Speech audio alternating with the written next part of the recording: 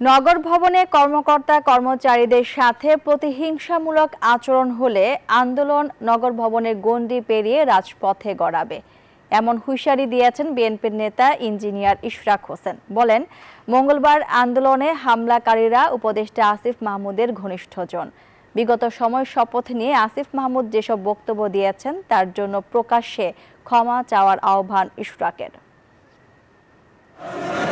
নগর ভবনে বিএনপি নেতা ইশরাক সমর্থকদের ওপর হামলার অভিযোগ উঠেছে এক প্রকৌশলী সহ কয়েকজনের বিরুদ্ধে। মঙ্গলবার দুপুরে এই ঘটনায় ইশরাককে মেয়রের শপথ পড়ানোর আন্দোলন চালিয়ে আসা 5 জন আহত হন। এতে ক্ষোভে ফুঁসছে ইশরাক সমর্থকরা। শপথ না পড়ানো এবং নগর ভবনে হামলার প্রতিবাদে বুধবার জাতীয় প্রেস ক্লাবে সংবাদ সম্মেলন করেন ইঞ্জিনিয়ার ইশরাক হোসেন। অভিযোগ করেন, শপথ না পড়িয়ে সরকার একাধিক আইন ও সংবিধান লঙ্ঘন করেছে। এছাড়াও নবাগত একটি রাজনৈতিক দলকে সুবিধা দিতে সরকার পর্যায়ক্রমে তার বিরুদ্ধে অবস্থান নিয়েছে। আদালত যাই বলুক, তারা ইশরাক হোসেনকে ঢাকা দক্ষিণ সিটি কর্পোরেশনের দায়িত্ব নিতে দেবে না।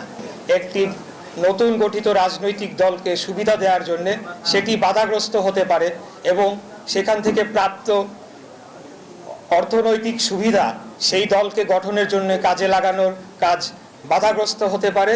এই সকল জিনিস বিবেচনায় তারা এই সিদ্ধান্তটি নিয়েছে। মঙ্গলবার নগরবাসীর স্বতঃস্ফূর্ত আন্দোলনকে প্রতিহত করতে সরকারের মদতপুষ্ট একটি মহল তাদের উপর হামলা করেছে বলেও অভিযোগ করেন ইশরাক। গতকাল হামলার পরিকল্পনা ও বাস্তবায়ন করা হয়েছে স্থানীয় সরকার উপদেষ্টার ঘনিষ্ঠ হিসেবে সুপরিচিত কিছু দুর্নীতিবাজ কর্মকর্তাদের নেতৃত্বে।